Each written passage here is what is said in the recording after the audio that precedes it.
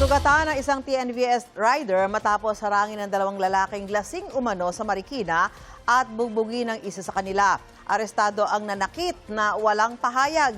Yan ang unang balita ni EJ Gomez.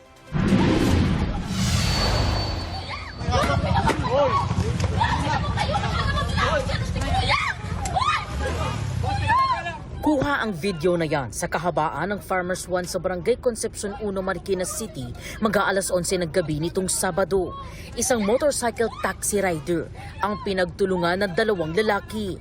Sinugod ng lalaking nakaitim na sando at lalaking naka-orange na t-shirt na may suot na helmet ang rider.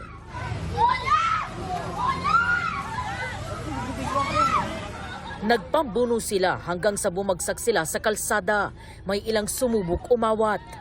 Bigla na lang po nagsuntukan. Di ko na po alam sino nauna kasi nakita na po namin maraming tao eh. Umawat sila lahat.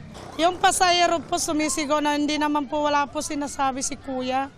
Pasahero po niya yung babae. Babae, umawat siya. Kinumpirma ng Marikina Police na pasahero ng 33 anyos na rider ang babaeng sumisigaw at umaawat sa gulo. Base sa investigasyon, bigla na lang daw hinarang sa kalsada ng dalawang lalaking sakay ng motorsiklo ang rider na naghahatid ng kanyang pasahero. Nabanggit ng suspect na aray mo.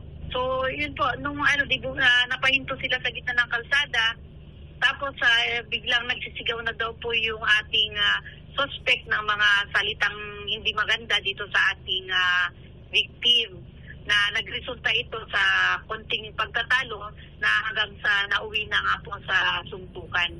Ang mga suspect na pag-alamang lasing ayon sa pulisya, nagtamo ng mga sugat ang rider. Yung ating victim po ay nagtamo po ng suntok sa kanyang batok, sa liig at saka sa mukha, at yun nga po nagpa-check up po siya.